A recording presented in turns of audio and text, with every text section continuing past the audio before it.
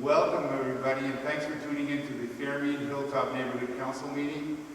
Tonight we have our beat officer here with the crime stats for our community. We have our favorite principal from the Highland Elementary, and we have our favorite board member from the West Costa Unified School District, Demetrio Gonzalez. First of all, I'd like to get our beat officer here immediately because he's going to run. So, if you don't mind. Thank you, sir. Appreciate it. Good evening. My name is Officer Zeidan. I'm actually not the beat officer. The beat officer is busy. We just got a really tough detail he's working on a dead body right now, so he wasn't able to make it in. So he gave me all the stats for the entire week. This is for all of beat 8, not just for the Fairmede, for the entire week. 8 for the last month, for the last 30 days. We have 13 stolen cars. And we have 2 reports of recovered stolen cars in this area. We also have 4 gun-related crimes. We had 9 calls of domestic violence, 3 calls of robbery, 6 calls of burglary, 4 calls of battery, 3 calls of DUI, 2 calls of sex crimes, 4 calls of fraud, is 3 calls of miscellaneous theft, 2 calls of vandalism, and 4 calls of assault, and 1 call of an assault on an officer. We had last month, and my colleague and I got in a fight with the gentleman that was him and I, my colleague and I wound up getting injured from that. So at 3400 Visual Park. That's all the stats. Anyone have any questions for me? I would be more than happy to answer any questions for you. Just really quickly, if you were going to suggest anything to the community about being safe at this time. Well, I was looking at the stats, and this goes across the board in the entire city, not just in here. Like the stolen vehicles, get an alarm, and get a club on your car. See, suspects, the steal cars, are, they like the easy target. They do not like to stay in the car for too long. They like to get in and out pretty quick and take the car and flee. So if you have an alarm that's going to sound, and if you have a club on the car, talking about both, it's going to discourage the suspect from stealing your car, because it's going to take them a long time. They have to solve the thing, and they have to punch the ignition and do all of that stuff. Plus, if the alarm is going off, they're not going to be doing none of that stuff. Okay? The recovery, the car recoveries, there's nothing we can do about that. Car stolen from another city and dropped off in Richmond. You know, we can't do anything about that. They also have 4 gun-related crimes, and that's pretty tough to do. But I just want to let you know, on Monday we had a domestic violence call, and the guy used a gun on his girlfriend, just, threatened her with a gun, and we got him. He was fleeing this way. I saw him and pursued him all the way down to Costa. He crashed, and we got the gun and moved the jump. So that was good. Domestic violence, there's nothing anybody can do. It's a home thing. People, it's a homegrown thing. It's nothing. Law enforcement cannot stop domestic violence from happening. Robberies. I do not know where these ones happened, but I think that they happened in Rochester. As far as I remember 1 or 2 that happened in Rochester. And like I said, this is all the whole beat.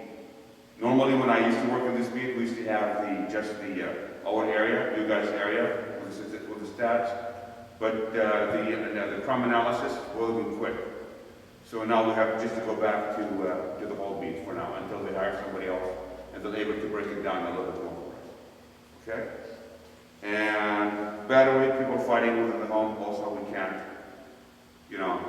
do much about that. DUI, people,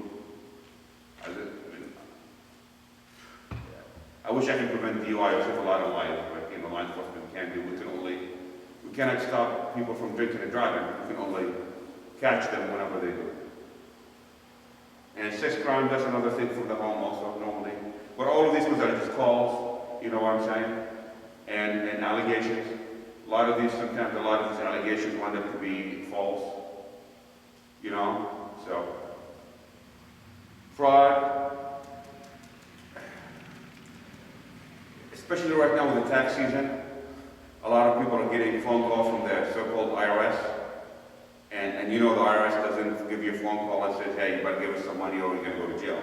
Normally they'll send you a certified letter that says, hey, you owe us money, we're gonna re-audit your taxes and so on and so on. If somebody calls somebody called you on the line and said that the IRS, that say the FBI, the CIA, whatever they are, and they're asking for money, hang up with their face.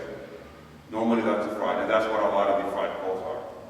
Elderly people fearing for, I'm gonna go to jail with the IRS, but it's not, it's just false. All of these people are just fraud. And the other theft, I do not know what that means.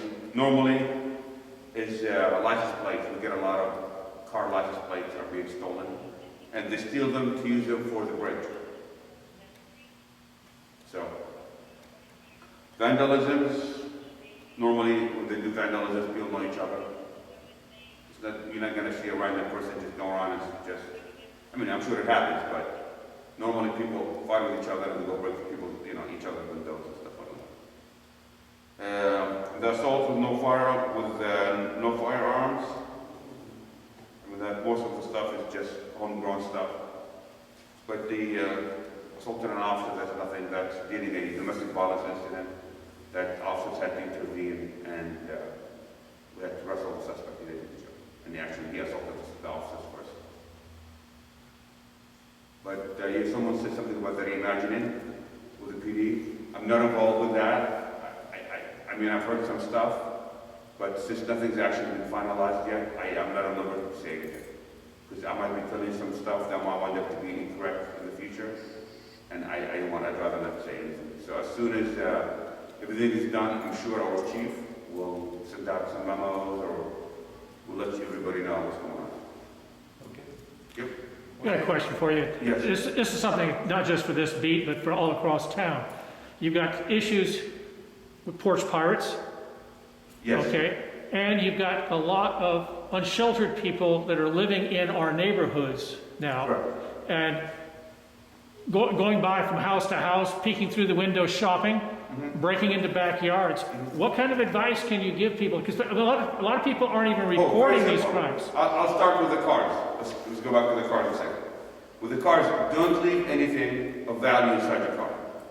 Not even a jacket, not even loose change in your coffee cup, in whatever the coffee is, the cup holder. Because if you're hungry, I'm telling you, if I'm homeless, I'm starving, and I see a bunch of coins in that coffee holder, cup holder, I'm going to break the window to give something to eat for the night. What if I'm a drug addict? If I do that 2-3 times a day, I'm going to have $20, $30. That goes my fix for the day. Number one, for the porches, don't leave anything on the porch that is full. Even people, plants and stuff like that. The biggest issue is right now is the Amazon truck deliveries, and people are stealing all of that stuff. And there's nothing. There's so many of them going on. There is no way one cop in this humongous beat can do anything about that. I do not know if you can tell your Amazon driver to throw it over the side fence, but from the calls we have thefts, we have people can put like the Ring camera. It shows who the suspects are. That helps out a lot with the distinguished cameras. Also alarms in homes, that helps out a lot. But the issue is, the biggest issue right now, we're dealing with the masks. In the old days, you see somebody walking around your neighborhood with a mask, you'd be calling the cops, correct? Now you see somebody walking in your neighborhood with no mask, you'd be calling the cops. So, it's becoming, we're facing different challenges right now. And a lot of people are taking advantage of these masks, a lot. They'll put on a hoodie or a hat or something, they'll put on some glasses, and they'll put on a mask. They're doing a lot of stuff with that, and there's nothing we can do. So how many officers do you think you're short, or RPD is short? Well, they kept our staffing levels already. I think, don't quote me on that, I think we might be 20 or so short. I think, but I'm not sure. I think we have maybe like 10 vacancies that are open right now. But we used to be, we're like 150 right now, something like that. We have officers. And I think, I remember from the other day, the chief was talking about it. They had about 20 openings, so they just completely took that away from us. That went away. Plus, from the ones they allowed us to have, I think we're about 3 people short. Well, I think we'll let you get to that dead body, and Yes. Thank you for... My pleasure. And if you guys have any, I mean, some stuff is going to be coming out soon with the reimagining stuff, and you know, I'm not comfortable to talk about that because I'm going to have all the people. I appreciate it. Thank you. Thank Guys, you. take care. Have a good night. Be safe. So I'd like to reiterate for those of you watching, I think it's important for you to start watching the city council meetings and the reimagining task force meetings because there are several people on there that want to reduce the police force. And the consensus in my neighborhood is we need more officers and not less. So I think it's important for people to start watching these meetings and getting involved and calling the city council and voicing their opinion either way. So with that being said, I'd like to introduce on a happy note. Right. On the reimagining meetings, most of them are videotaped and they're posted on the social media. Everybody's Richmond, both of the sites, Radio Free Richmond, so you can watch them at your leisure. Just look at them and you'll be able to find the links. Thank you for that, Don. And thank you for all the help here, Don Gosney. So I'd like to introduce our favorite principal from our local elementary school. And she's got a few words she'd like to say. You do. Principal Mallard. Yes. Thank you. Let me lower the Yeah, I'll lower it. microphone. Thank you.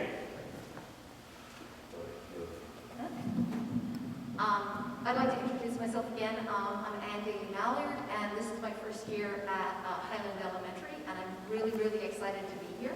I've been in the district for now 15 years. 10 of it was at Coronado, where I came from, and I was vice principal there. And then I've been lucky enough to get the Highland position this past July. So I've been there since then, and it's been an interesting ride, to say the least, being a new principal during a pandemic. Lots learned, and I'm excited that we have a wonderful staff at the school that are really working to keep our students engaged. We're one of the schools that are doing well with attendance. I have a fantastic front office staff, and our teachers are really putting forth the effort to ensure that they're doing the best for our students. They're working in small groups. They've got the kids on basically, they get on at 10 and they get off at 3. So we've got a lot of learning going on. I just talked to a second grade teacher, and they're doing a unit on plants, and she created the kits and gave the kits to the kids, and the kids are understanding the life cycle of the plant, and they've got lima beans. They're going to dissect the lima beans. So there's a lot of great things going on, and I'm excited to see that. And I know it will continue. I know this is a hot topic about school reopenings. Nothing has been decided yet. Today was an interesting day trying to figure out how to understand what happened at the board meeting yesterday and how to message that out. So we're trying to make sure that we get everything in place and make sure that we are clear on our messaging so that we can support all of our students. So please bear with us so that we can get it right, so that our students are well taken care of. They're well taken care of now during distance learning. But if there is an in-person session starting on the 19th, which is still not clear, then we want to make sure that we do that right too. So it's been great. I've been lucky enough to actually I was actually teaching for a few weeks, 3 weeks, a 5th grade class. So it was actually fun to be in there with the kids and get to know them. And I know it's hard because the kids don't know me in person per se. They know me via videos, being on Zoom. But if we do get an opportunity to come back on the 19th, I'm excited to welcome as many back as we can and make sure everybody's safe and that we do it right. Yes? Yeah, I was wondering if you could talk about the diversity and how many kids you have there and the challenges with the diversity, if any. That's somewhat of a hard question to answer been with the kids in the building and how they interact. We haven't really had many issues. We've had a couple of issues with online stuff with the kids, the older kids. And we were able to take care of some of that by having open, honest conversations. I'm one of those that I think I'm lucky being from Ireland, having the gift of the gab. I'm very comfortable with having conversations that can be maybe people presume as difficult, but I think it's important for us to lay everything on the table and then come up with solutions as a team, because it's important for us to be part of a strong team to create that environment and have that family feel at our school site, because we all are a part of ensuring that our kids are successful, you know, between home, school, and even our neighborhood communities, and we do have some daycares, and they've been fantastic, actually really helping us out, and really communicating with us as well, so during this distant learning. But our demographic, we have about 441, we're projecting about 477, and I think that will include the new kindergartners. We do have some transitions now coming in from, well, we're not exactly sure where some of them are coming from, if they're transitioning from being here for maybe a month or two and then moving up to our area and having family members. But mostly our population is about maybe 27% African American, about 60% Latino, and then the rest other. It was interesting, we do have a good Portuguese, Brazilian population, which has been good. So I like the diversity that we have. I'd like to have a bit more diversity in that sense, as far as really understanding each other's cultures. Being from Europe and being exposed to all those different cultures, it's been great for me to learn, grow, and thrive, and see different views, and I think that's what's really important for us to have at our school too, and to respect each other's cultures and come together and really create that community that I really would like to see at our school site. So I'm excited to see where we'll go when we actually do come back in the building. We are coming back full-time in the fall, that I do know. I'm excited about that. So I can't wait for that to happen when we have all the kids back in the building. Any more questions? You have any questions? Not yet? I probably have questions for you. Well, thank you. And thanks again. And I'd like everybody to know that if you've been here a long time, Highland is the old Fairmede school, and we're really proud of it. And we can't wait for it to be rebuilt on the same site. Yes. So applause. That being said, I think there's a school board meeting tomorrow night, and I think our representative here, Demetrio Gonzalez-Hoy, can elaborate on that and bring us up to speed on school openings. So, Demetrio, if you'd like to. Thank you so much, Ardo. This is perfect height for me. It must be pretty similar. Yes. Hard to follow such wonderful words from one of our favorite principals. Thank you for inviting me. I'm Demetrio Gonzalez-Hoy. I'm a school board member for Area 4. Area 4 encompasses practically all of El Sobrante, some parts of Richmond. There's a tiny sliver of Pinole, and some part of northern San Pablo. So practically everything in between Pinole and El Cerrito. So I've been on the school board now for 3 months, since last November, and it feels like it's been actually a year. We just turned 100 days. I was joking with my colleagues, it felt like already 1,000 because we've had to meet quite often. We've met in 3 months more than the last board met in a year, which is pretty incredible because we've been having a lot of study sessions around COVID and schools and the impact COVID can have on kids. And we've been learning from districts around the country, really more around our state, on things that we'll need in order to reopen our schools. So to follow up a little bit on reopening of schools, which is really the number one question I've been getting, and I brought my computer as well in case there's questions about facilities and other pieces. Last night we had a school board meeting to talk about the reopening of schools. The school board gave direction to staff on March 4th to go and negotiate a return to school plan with our 5 unions. We have 5 labor unions in West Contra Costa, and in order to reopen, we have to negotiate the safety parameters and working conditions for all of our employees, and obviously talk about how to reopen our schools in the best and most safe manner for everybody. So the last few weeks, our unions and our staff have been negotiating, and they came back with a MOU or a plan that we were going to discuss last night, and we discussed a new idea of what the spring might look like. So as of right now, we didn't vote on the MOU. We're actually voting on it tomorrow if it's ready, because some of the plans were not finished. And actually they are negotiating as we're speaking, and they might be negotiating until tomorrow morning. As you can all imagine, it takes a long time to discuss all the details on reopening 54 schools.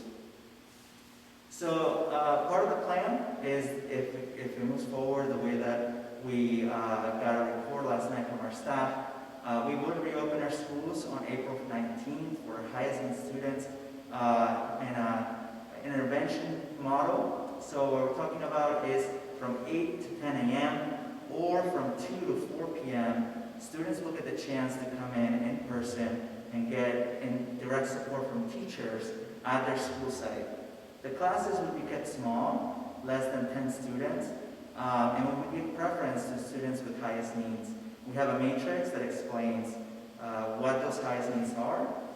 There's a lot of different pieces that go into that. We have about 1,400 students total out of about 29,000 that fit that criteria. So they will get first dibs for the in-person spots. But we're also going to be offering a hub model at majority of our schools from 10 a.m. to 2 p.m. depending on the school and the hubs that are being offered. And that will still be open for anyone. Anyone who wants to go back to school, feel safe to send their kids to the sites. This program, all of it will be voluntary for staff. We are thankful that the county has been working very quickly to vaccinate all of our staff, especially our classified staff, our principals, and our teachers. Last night we got a report about how many of our staff have vaccinated, and thankfully about 80% have at least gotten the first vaccination, which is great. And at least 45 have gotten the second vaccination, which is also fantastic. So if people feel safe to return, teachers and staff, they'll have the chance to do so and provide this intervention model to students.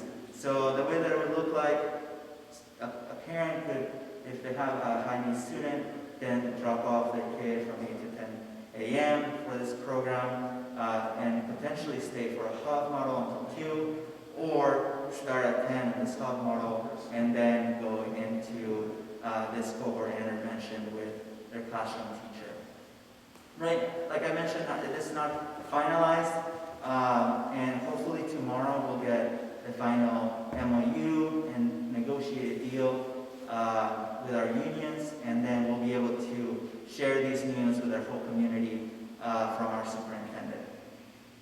I'd be happy to open it up for questions now, unless you would like me to talk about something different. If you read social media, seem to be a lot of people that are upset because of the inability to communicate with the board during the meetings. Friday night's meeting, tomorrow night, will be the 21st meeting of the Board of Education since January 9th. That's an awful lot of meetings in there. You're telling me. Yes, because the public just goes to the public meetings. You get to go to the closed session meetings as well beforehand. But last night's meeting, for instance, didn't conclude until 12:30. They didn't even start hearing public comments on reopening until after 10:30 at night. People are feeling that they're not being listened to. They're not even given an opportunity to speak.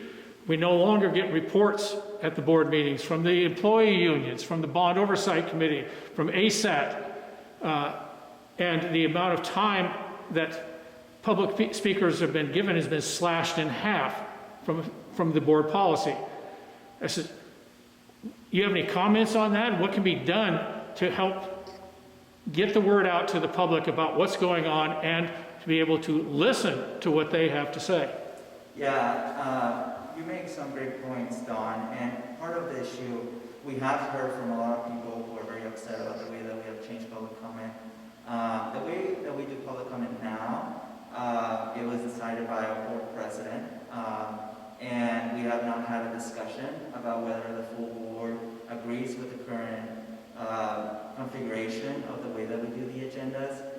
We are going to have actually a board retreat, either next week or the following, in which some of us plan on bringing this up so that we can have a discussion on the best way for the public to communicate with us. So I agree, not just last night, the one before, it was even worse when we came back from our closed session at 2:45 in the morning, and obviously the public that was left, which is very small, at that point had very little space to give us public comment, right? So I agree with you.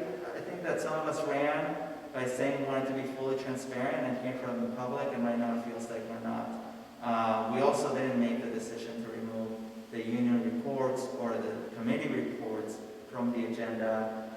It was ultimately decided by our board leader. So we'll have a discussion on hopefully in the next couple of weeks, and hopefully it'll change. Okay, it says we're talking about transparency. The public wants to be able to physically see some of the documents that are being discussed, like this MOU that you're referring to. Last night it was being discussed, but nobody had a chance to actually see it because it wasn't actually completed. Now I understand that they're still negotiating on it, and yet they're going to be voting on it tomorrow night.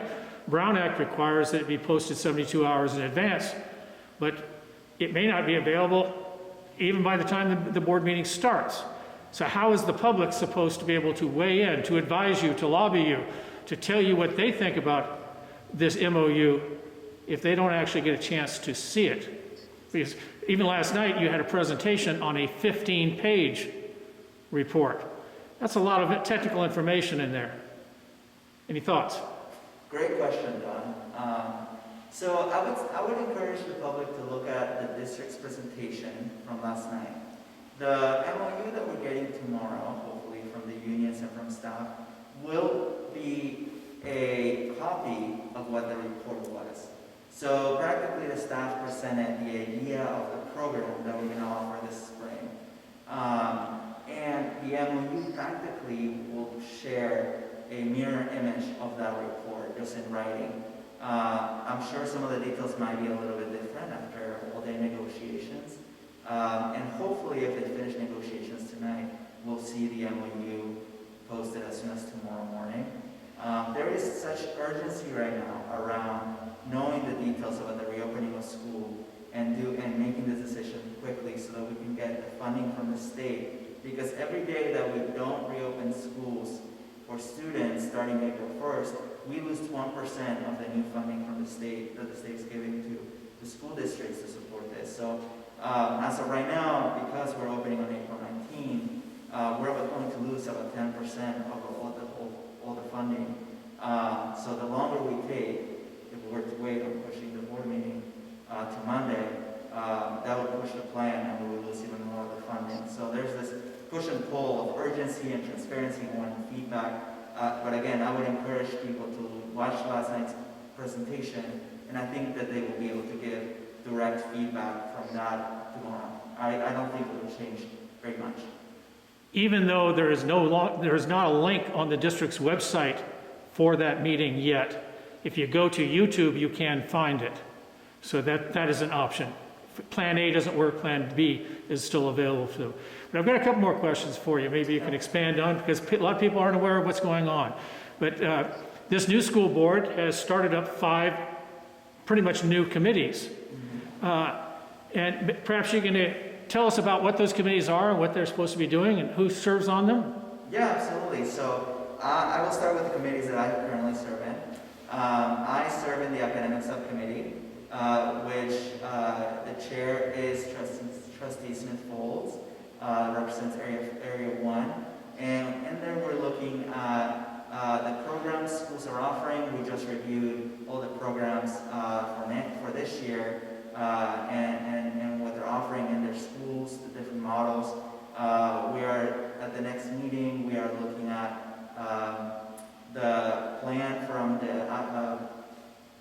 Council of Elders, which is a group of African American leaders from our community who are making a proposal for intervention plans.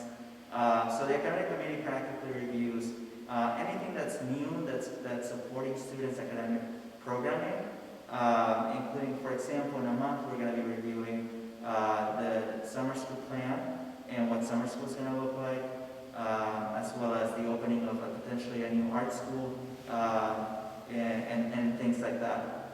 So that's the first committee. The committee that I chair is the Charter School Committee, Charter Oversight Committee. Right now, in that committee, we are reviewing our charter board policies because we've had a lot of new charter laws pass our state around oversight.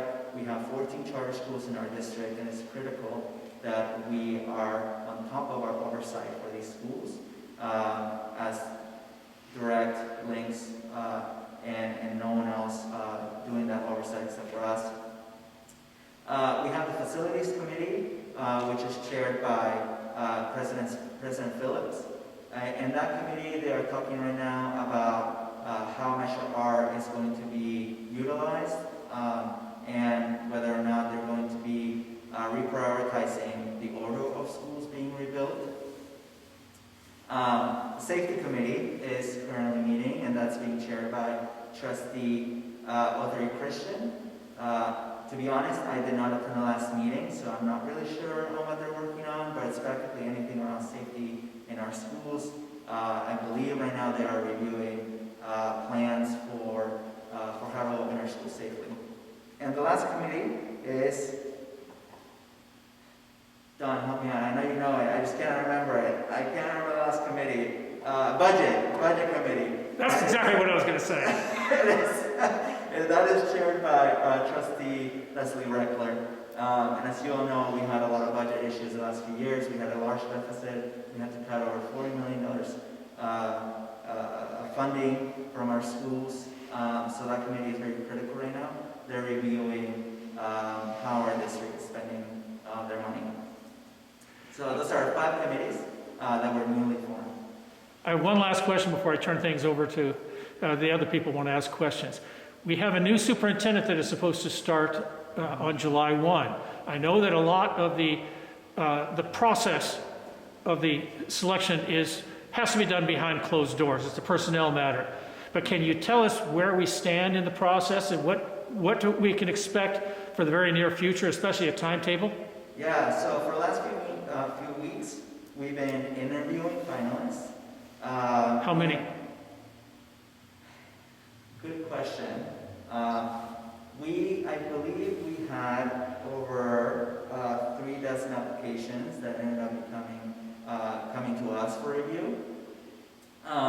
We ended up having 6 finalists that we interviewed, and right now we're in the process of bringing a finalist to the community. We are currently in negotiations with our legal team around the contract and when that person's going to start. So we should be releasing new information around the process in mid-April. Thank you very much. Yeah, I have a question. I was curious, you oversee approximately 18 schools, am I right, in your district? Yes, I believe it's 17. Yeah, and for me, Highland Elementary is exactly the same as it was when it was Fairmede Elementary, and that was in the 60s. And I know you touched on the facilities issues, and I was wondering if you could tell people about the facilities master list and how the schools move up and down the list, because Highland was number 4, and I'm afraid that it's probably going to get bumped up higher. Yeah. And if you could tell people where they could actually see the facilities master list. Yeah, absolutely. That is a great question, Ardo. Thank you. And I brought my computer just in case this question is going to get asked. Mr. Gosney, please add anything that I don't say, because I know you're as much of an expert, if not more than I am on this. So to the public, as you all know, we passed a new bond last year, Measure R, which was over $400 million. Over $500 million. And with that funding, we plan to rebuild more of our schools with your generosity. So because we passed Measure R, we felt that we needed to look back at our facilities master plan the last board decided to move forward and figure out a committee that would look at how are we going to reprioritize the current schools that have not been rebuilt. If we look at the old master plan, or the current master plan, facilities master plan, Highland would be next after Stige. Right now we just finished rebuilding Wilson Elementary School, which is now Michelle Obama. Lake is next on the list to get rebuilt. After that, Stige, then Highland.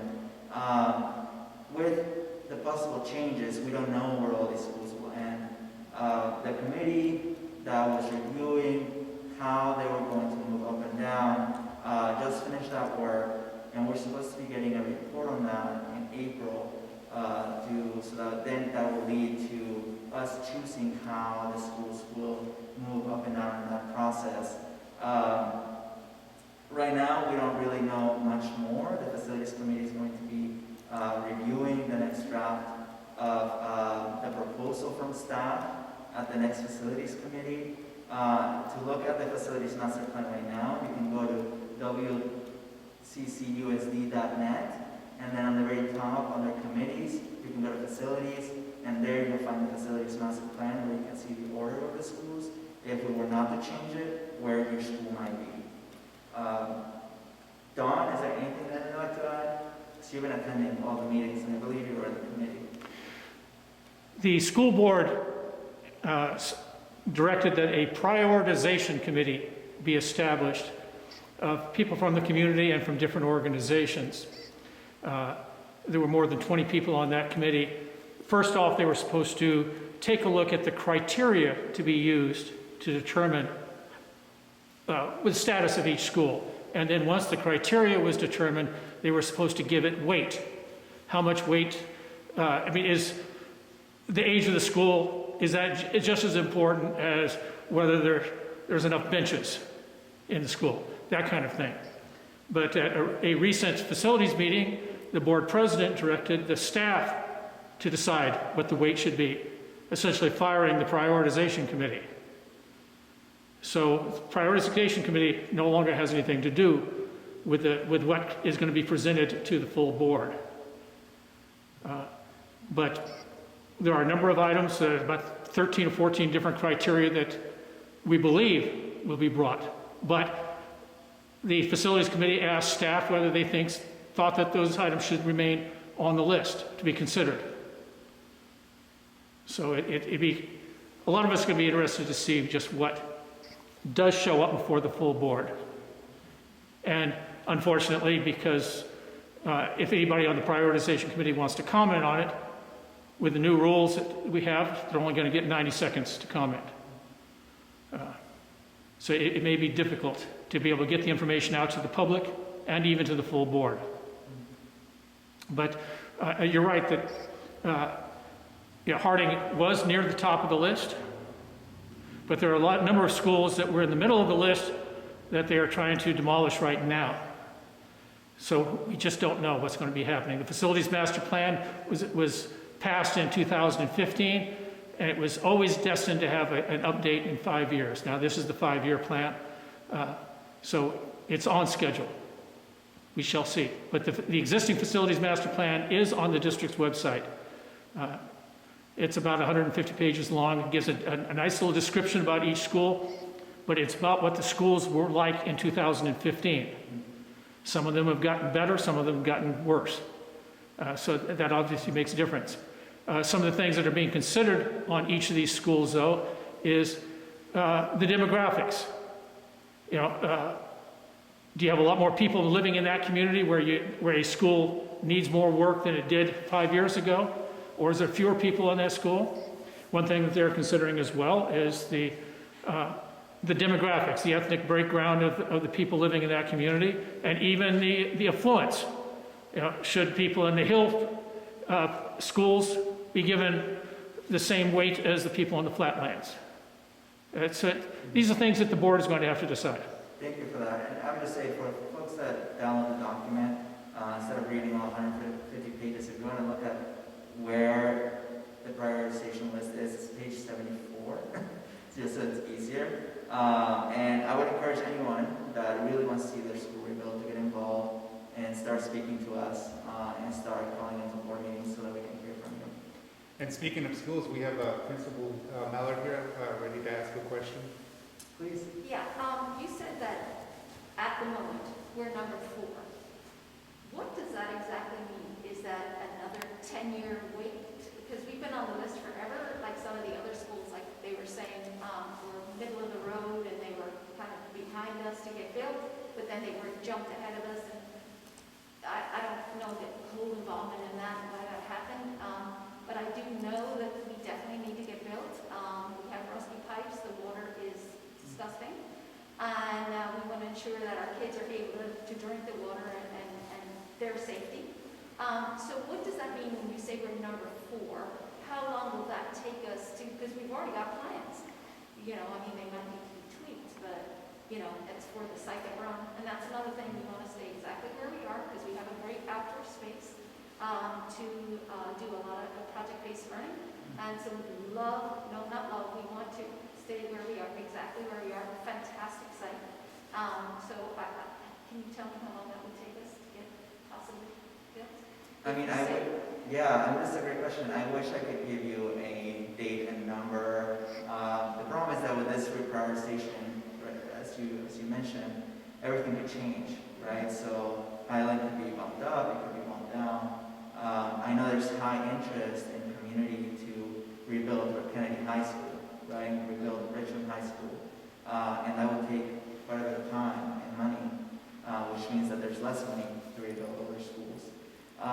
So at the moment I can't tell you because everything's going to change. If it was kept exactly as it is now, I believe there's a timeline on the district website that tells you more or less when it would be. But again, I think that at this point that's outdated since we don't know what will happen with the order. So if they do build the 2 high schools, elementaries that can get shoved down further down the line until we can pass another one? Well, the challenge is also that, well, maybe or maybe not, right? We don't have enough funding to rebuild the high schools and rebuild a few elementary schools, right? Also, the problem is space, right? Because we have to put the students and the families somewhere else while we're rebuilding that school. So that's why usually we only go one school at a time. Like Michelle Obama Wilson, they went to on Old Portola site. Yeah. The new Korematsu. Korematsu, thank you. And that's where they were placed for a few years until they were rebuilt, right? And now Lake is going to be moved somewhere else, right, to get rebuilt, etc. So usually it's only one school at a time. Yeah. Don, you might be able to share more. If I can, even though you said that Highland is number 4, well, that's on the list from the facilities master plan. We got to keep in mind that number 1, the Obama School has already been completed. Lake Elementary School is in the process of being rebuilt right now. So we just bumped you up to 2. We just bumped you up to number 2. Good news. I'm not mad at that, but you better keep us safe. Stige is number 1. Stige is a 78-year-old school, Yeah, it is. whereas Highland is only 63 years old. Yeah, just a little bit. And they were built with a 25 to 30-year lifespan. And just so you understand the process, of course, you can't really build schools until you've got some money. And that's Measure R was supposed to pay for these new schools. Typically, an elementary school is going to cost in the neighborhood of $65 to $70 million right now. And we have, even with all the Measure R money added into with the money that we already have in place, that's only about $650 million. Okay, anything done at the high school levels is significantly higher.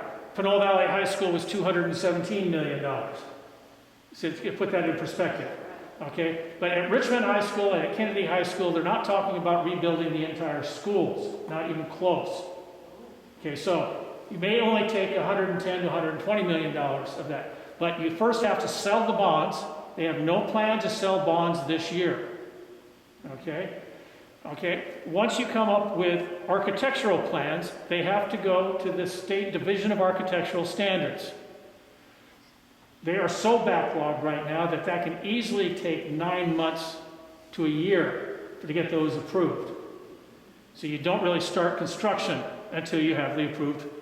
You don't even put it out for bid until you've got approved plans, because it's not practical on that. So it may be 2 years before they start building a new Highland, if Highland is still on that list. It will be on the list, just where on the list, it'd be a good question. So we've got to ensure that it either stays where it is or we get bumped up Yeah. higher or lower on the list, whichever way you want to look at it. That's right. And Richmond High has had some work done. There's So it wouldn't require rebuilding every building, right? They just got a new gym. It's beautiful. I just got to see it a couple weeks ago. So Don is totally right. It wouldn't be to the extent of Valley or Russell High, right? They have to do a little bit of work. Between Kennedy High School and Richmond High School, they've spent about $70 million on those two schools already. So, I mean, it's, as you pointed out, Richmond High School's got a brand new mini gym. It's a practice gym. It's not the full-size gym. Yeah. They've also got a health center put in there. Kennedy High School had a brand new science building put in there. So, I mean, work has been done, and not everything needs to be rebuilt. It's very important to keep that in mind. But the need is very high, right? A lot of our schools are falling apart, right? Highland's a good example of that. Shannon is another good example of Valley, Linda, right? All of our schools need to be rebuilt. Hopefully, we'll have enough money to at least do some pieces of everything, but there's always more need, right? Well, I'd like to thank Demetrio Gonzalez for coming, Oh, and I'm thank you. sure Thank that you. if someone wants to get a hold of you, can they reach you somehow? Yeah, I mean, the easiest way is to email me at dgonzalez@wccusd.net. dgonzalez@wccusd.net. It's honestly easier than a call because I'm usually in meetings, so I usually respond to emails on a daily basis, and a 24-hour turnaround, so it's a lot easier. Sorry, the last thing I didn't mention is summer and fall, which Principal Miller actually did mention quite a bit.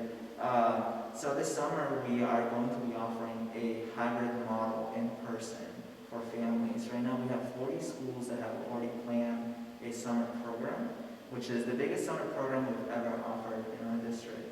And this hybrid program will be in small class sizes. It'll be for both people who want to be at home and people who want to be in person. And like I mentioned, we're reviewing those plans next month in the academic subcommittee. So to give a little bit of light at the end of the tunnel as we continue to explore what safety would look like.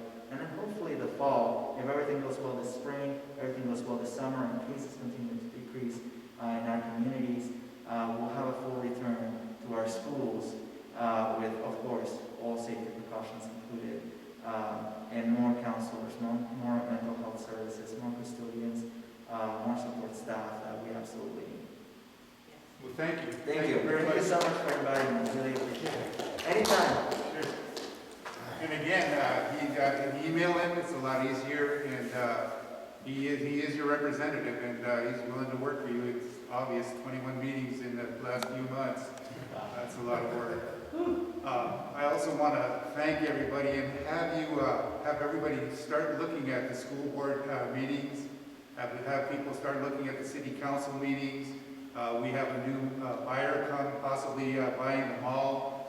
There's Frisbee Park issues, or Frisbee Golf, I should say. So there's a lot of things going on, and we just need to have people become a little bit more aware of what's going on and a little more active, and we can certainly use your help, especially with the neighborhood councils. And that being said, I'd like to introduce Pastor Lauren to close it out, and he's got a few announcements he'd like to make. Thank you. Yeah, hey, thank you, Ardo. Really quickly, here at Hilltop, we want a strong, vibrant community.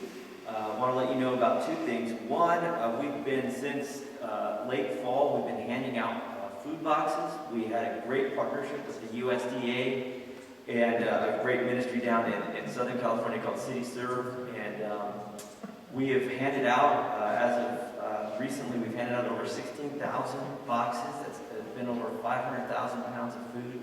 Unfortunately, we don't have a truck coming this Saturday. So Saturday, March the 28th, we are not handing out food, but I just found out today that we will have trucks coming Saturday, April the 3rd, Saturday, April 10th, and Saturday, April 17th. So if you know somebody, this food has been fantastic. It's really better than what I can buy in the store. Boxes always include milk, dairy, protein, great fresh produce. So if you know anybody who could use that, send them up here April the 3rd, April the 10th, or April the 17th. We start at 10 a.m. And then also on Ardo mentioned Hilltop Mall, the possibility of it being sold. On April the 15th, we're going to host a city hall meeting here. Our city councilman, Nat Bates, as well as some other city council members will be here. We're going to stream it live. It'll be on this Fairmede Hilltop Facebook page, as well as the Hilltop page and everybody's Richmond page. And you can ask questions of the city council regarding zoning and the sale of the mall and how that's going to impact our community. So I encourage you to participate in that. As Ardo was saying earlier, it really helps if people get involved and we all participate together. If we join together, we can have a strong, healthy community. I want to thank Ardo Rentila for always putting these fantastic meetings together. Don Gosney, thank you so much for streaming this. Principal and Daly-Mallard, man, you're taking over an elementary school in the middle of a pandemic. You're in our prayers. And Demetrio, who just walked out, he's like one of my favorite board members because he actually came down here and helped hand out boxes of food to the community. So he gets props from me. Anyways, thank you everybody for tuning in. Have a fantastic night, and hopefully as everybody, as the pandemic goes away, we can look forward to being together